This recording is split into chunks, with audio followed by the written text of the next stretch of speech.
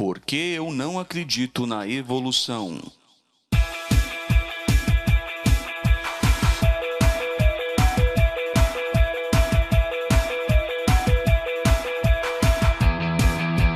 Em 1859, o naturalista britânico Charles Darwin apresentou a teoria da evolução, onde ele argumentou que todas as espécies que vemos hoje não foram individualmente criadas por Deus, mas teriam evoluído por processos naturais, sem a interferência de uma mente inteligente. É importante esclarecer que quando usarmos a palavra evolução nesse vídeo, estaremos nos referindo à crença de que todas as espécies surgiram a partir de um ancestral comum, naturalmente, sem a interferência de uma mente inteligente. Na teoria neo-darwiniana, os mecanismos que produzem ou criam novas espécies são as mutações randômicas sob a ação da seleção natural. Para que você entenda melhor, imagine um pastor de ovelhas que direciona para que somente as ovelhas com bastante lã se reproduzam. Com o passar do tempo, todas as ovelhas com pouca lã passam a morrer e o pastor de ovelhas tem um rebanho repleto de ovelhas com bastante lã. Então, aqui nesse exemplo, nós vemos um caso de mutações genéticas. As espécies sofrem de fato mutações à medida que se reproduzem. E no exemplo do pastor de ovelhas, nós vemos que o pastor direciona para que somente as ovelhas desejadas por ele se reproduzam. E dessa forma, nós percebemos que após um determinado período de tempo, existe um grupo de ovelhas com características diferentes das ovelhas anteriores. E esse processo ocorreu por causa da mutação genética e também por causa da seleção que o pastor fez propositalmente. Mas aqui surgirá uma pergunta. Se, em vez do pastor, nós tivéssemos uma sequência de invernos rigorosos, durante os quais somente as ovelhas com bastante lã teriam conseguido se reproduzir e sobreviver, não teríamos nós conseguido obter o mesmo resultado que obtivemos com o pastor? Então aqui nós vemos um exemplo bastante simples de seleção natural agindo sobre a mutação genética. A partir disso, surge outro pensamento. E se, em vez de alguns anos, nós tivéssemos milhões e milhões de anos? Será que tal processo não produziria espécies totalmente diferentes uma da outra? E é assim que funciona o pensamento evolucionista.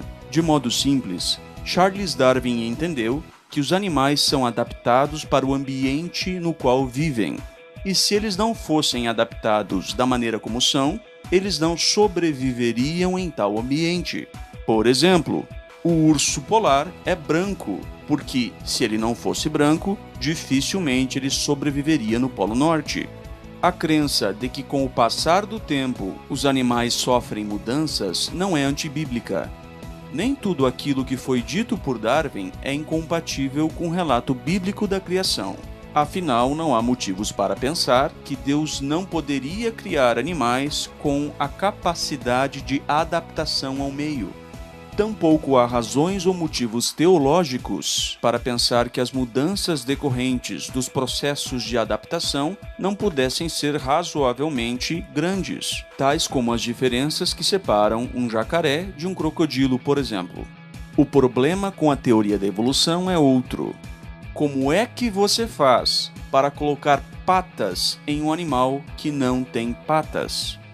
Uma coisa é você tirar as patas de um animal que tem patas. Outra coisa é você colocar pés, patas, mãos em animais que não têm isso. Nesse caso, a evolução estaria criando informação, adicionando algo novo. E esse processo é muito, mas muito mais complexo e delicado do que os evolucionistas querem que você pense. A nadadeira de um peixe só contribui com a reprodução e a sobrevivência do mesmo se ela for uma nadadeira funcional. E ela só será uma nadadeira funcional se ela for uma nadadeira.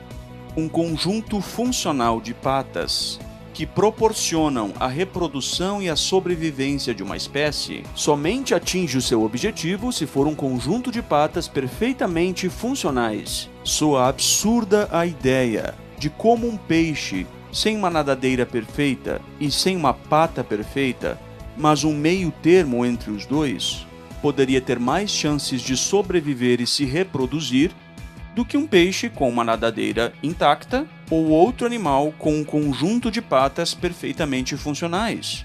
Na teoria neodarwiniana, os processos evolutivos devem ser acumulativos, graduais e lentos. Isso significa que não aconteceu num belo dia, um peixe resolveu respirar fora da água e ele descobriu que ele tinha um pulmão para isso. E olha, que maravilha! Ele também tinha patas perfeitamente funcionais. Patas que surgiram de uma hora para outra. Bem, não é assim que acontece. Como você forma uma pata? Essa é a grande questão. Tem que ser um processo gradual. As pessoas precisam entender que a evolução não sabe para onde vai. Os peixes nunca souberam que um dia eles sairiam da água e virariam répteis. Então a evolução não pode prever acontecimentos futuros. A seleção natural não pode fazer algo como: esse atributo não é útil agora, mas daqui a 1 milhão de anos ele vai ser. Então eu vou preservar esse atributo agora porque ele vai me ser útil daqui a 1 milhão de anos. Se a seleção natural vai escolher algo para sobreviver naquele momento, aquilo deve estar funcionando no momento exato. No que uma meia pata e meia nadadeira contribui para a sobrevivência e reprodução de um peixe? O peixe nem nada direito e nem anda fora da água direito. Qualquer coisa que o peixe fizer, ele vai fazer mal feito. Ele tem mais chances de não sobreviver do que de sobreviver.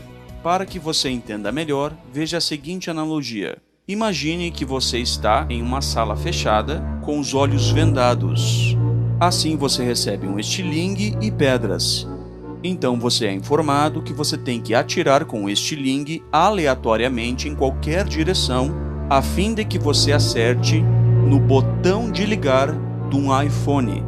A cada vez que você acertar no botão de ligar do iPhone, uma nova característica bastante pequena será adicionada ao sistema operacional do iPhone.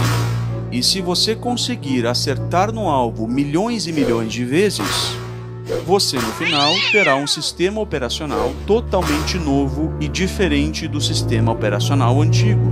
Esteja ciente de que você não sabe em qual parte da sala está o iPhone, mas você deve acertar exatamente com a pedra no botão de ligar.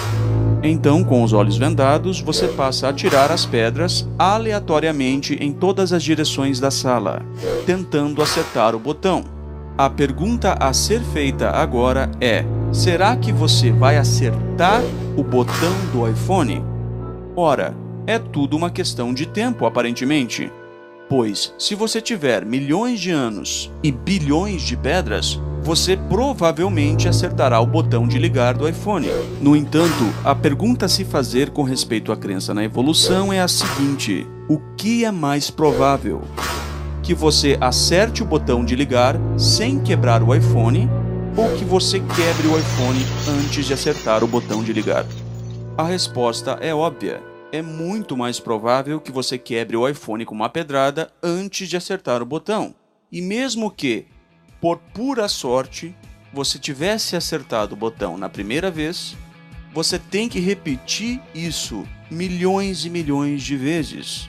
Portanto, é muito mais provável que tudo dê errado do que certo. É a mesma coisa, até onde eu consigo ver, com os processos evolutivos. Eu não sou biólogo, portanto não posso falar como um biólogo. No entanto, de um ponto de vista racional e lógico, esse questionamento deveria pelo menos levar as pessoas pensantes a entender que todas as implicações da crença na evolução são pelo menos bastante complicadas. Por meio dos mecanismos darwinianos, Eu não consigo aceitar a concepção absurda de que todas as espécies que nós temos hoje foram resultados que deram certo. Eu acho muito mais provável que não existisse hoje nenhuma espécie de vida na Terra do que existisse seres humanos capazes de estudar a vida existente no planeta. E muito menos que a evolução tenha produzido seres humanos capazes de racionalizar a própria existência.